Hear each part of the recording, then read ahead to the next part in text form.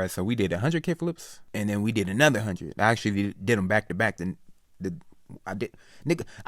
first day was 100 kickflips, and the next day I did 2 guys with back to back. I mean, you know what I'm talking about. But my thing was like, I'm not gonna put that shit out right then and there. I'm not gonna. What the fuck does it? They go 100 kickflips, then another 100, then another. We gonna keep doing it? Hell no. I didn't really see the purpose. So what I wanted to do was like, okay, I'm gonna do this 200 because I really wanted to hurry up and see in terms of like the wear on the toe cap and everything else. And then I figured I'd just merge it together with a couple of days of skating.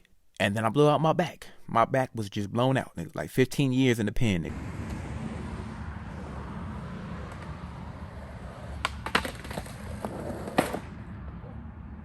That is actually old, but you see what I wouldn't be surprised if that shit just now kicked in right now, because I couldn't process how unbelievable that bullshit was right there.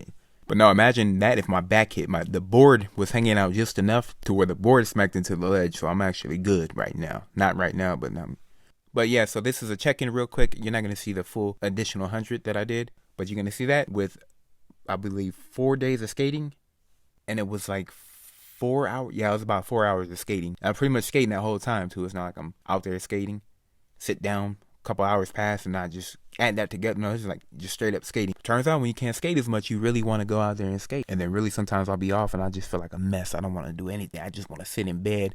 And then I remember I ain't got a bed, and we poor as fucking this motherfucking nigga. They took that last week, nigga. I don't know what the fuck they gonna take this week. I ain't got no goddamn money in this.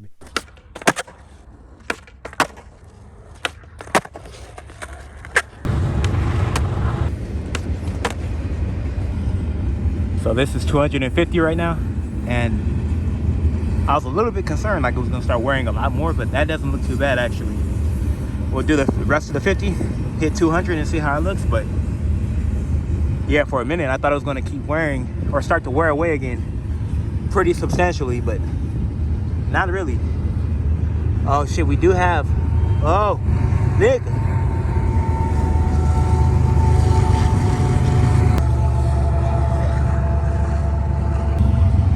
That nigga seen me fingering my shoe, bro.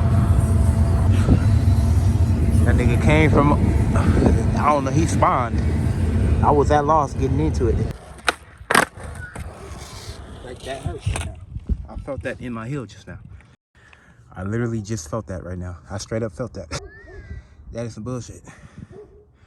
And keep in mind with the 100 kickflips, I gotta break that down. The way the 100 kickflips go, I more or less at a week.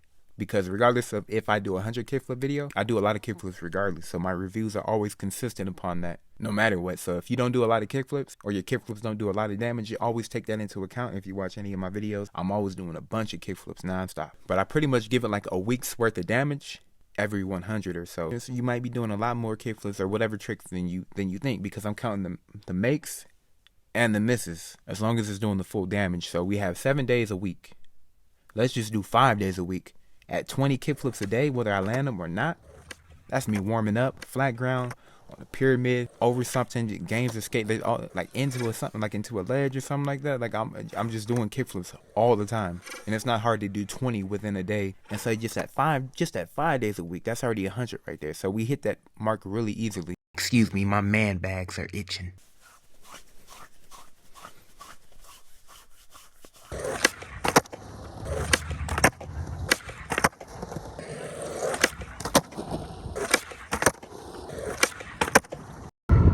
So we are at 200, starting from the back end. No real damage, nothing, just nothing. I thought there'd be more damage to that area, to around here, but it's just like superficial, like little scuff marks. Like, so the majority of the damage, definitely on the rubber toe cap, and that suede bumper is really doing its thing, my nigga. I like suede bumpers like that, that actually serve a purpose. Now again, it did start to. But I'm not concerned about that. I mean, because if I do buy these shoes, like outside of the videos, I'm going to get them way cheaper. But yeah, paying like $110, $118 after it's all said and done, hell yeah, I'd be mad than a motherfucker. Even if it's like skatable, because I can get other shoes. Then half the price, or actually half the price, and it's not going to do all that shit. But if you want these specifically, you got to get these specific, you know what I mean? You know what I mean? Some shoes, you just like how they skate, so you make do with whatever issues they may have.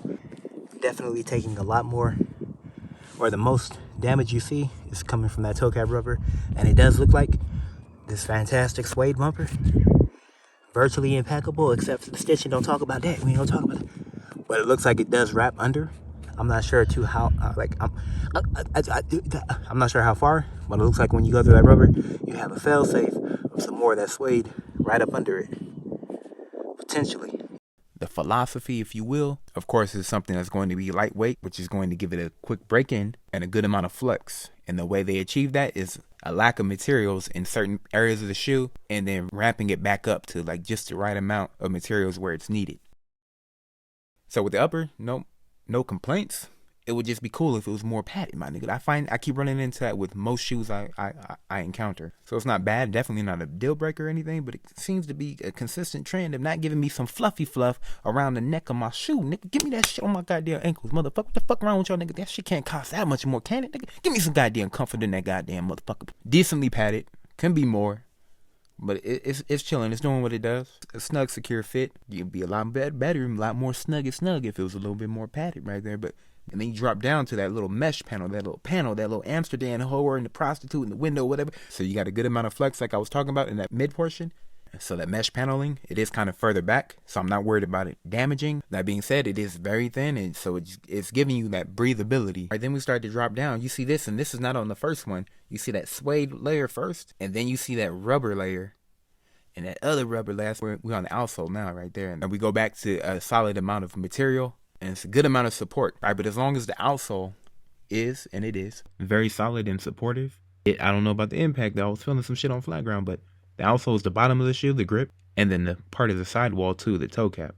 So the bottom foundation is, as long as that's supportive and solid, when you're standing, walking, skating, like you should be, right? You buying these to skate, right, nigga? You ain't gonna buy these. You wouldn't be having to buy these motherfuckers and go post it somewhere else, nigga. And you ain't know what the fuck skateboarding is, nigga. You don't give a fuck. You ain't. Again, you take out the insole, you take out all the interior, basically.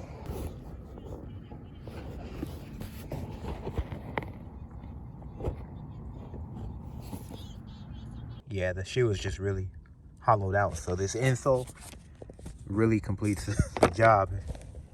Yeah, that bitch is empty. So yeah, some type of insole is going to be important with these. So yeah, you can see how empty it is. Let me fill it up.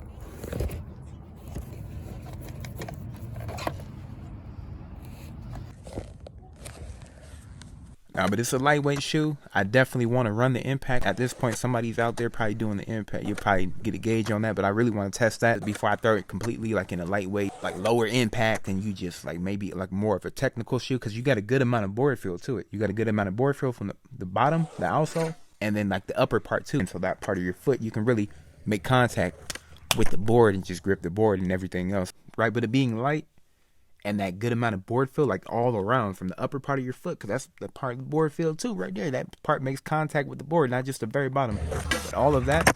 And then that outsole, again, having a strong base to slide off and being structured and not too mushy or soft, it just really makes for a good amount of flick.